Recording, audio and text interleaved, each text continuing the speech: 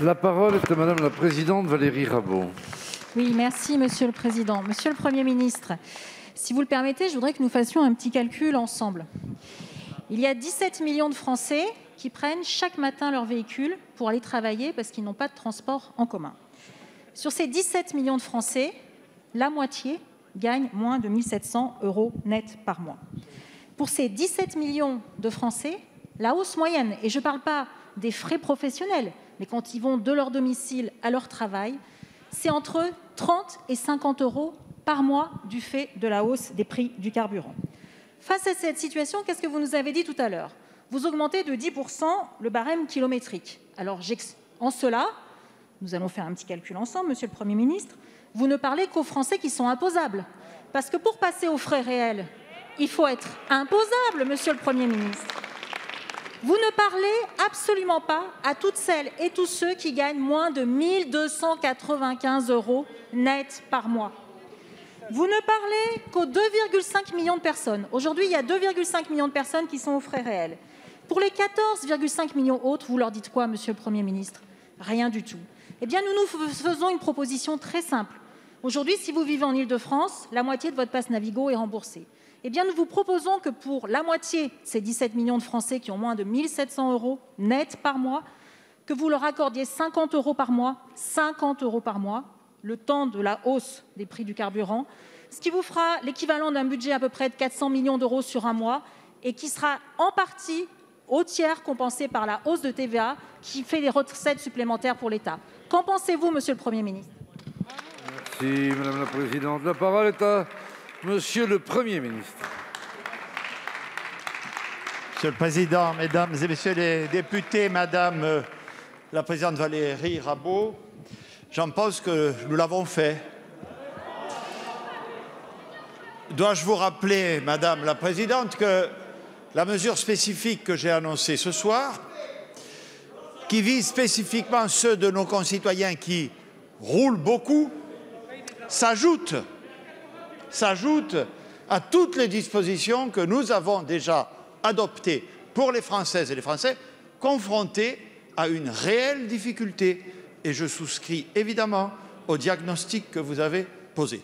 Je le dis devant la représentation nationale et devant toutes celles et ceux qui nous écoutent, l'effort que représente le chèque énergie exceptionnel pour les familles les plus modestes, le bouclier tarifaire sur le gaz et l'électricité, dont Bruno Le Maire a rappelé tout à l'heure les contours, l'indemnité inflation, la revalorisation de l'indemnité kilométrique que je viens d'annoncer représente un effort collectif, un effort de la nation pour nos concitoyens, et en particulier les plus en difficulté, confrontés à la hausse de toutes les énergies, de plus de 15 milliards d'euros.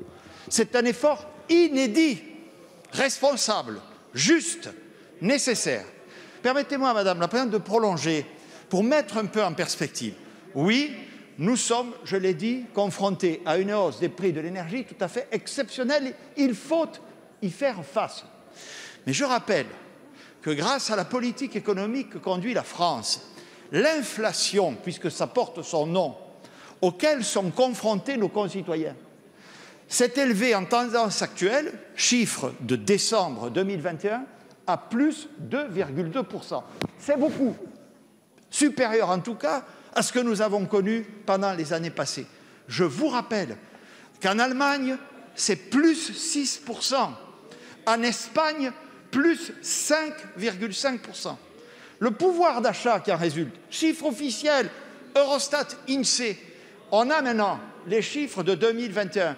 France, plus 2,2%, RFA, moins 0,4%. Ceci est dû à quoi? Comment allons-nous payer ces sommes? Grâce à la vigueur de la croissance économique française.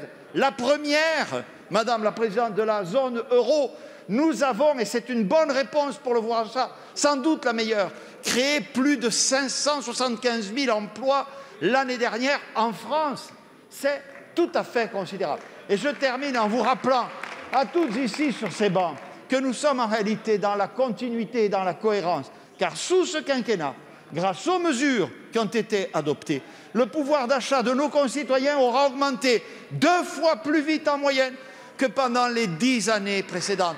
Tout le monde sait la baisse de la taxe d'habitation, la baisse de l'impôt sur le revenu à hauteur de 5 milliards, la revalorisation de la prime d'activité, la revalorisation des petites retraites, notamment les retraites agricoles. Tout ça, ce sont des faits concrets qui montrent la continuité et la cohérence de l'action gouvernementale. Madame la présidente. Monsieur le Premier ministre, vous oubliez 80% des Français qui utilisent leur voiture tous les matins pour aller travailler. Je prends l'exemple d'une mère avec 3 enfants qui gagne 2 040 € par mois. Elle n'a pas eu le chèque de 100 €. Elle n'aura pas non plus les compensations via les frais kilométriques, tout simplement parce qu'elle n'est pas imposable. Vous voyez, Monsieur le Premier ministre, vous oubliez beaucoup de monde. Merci.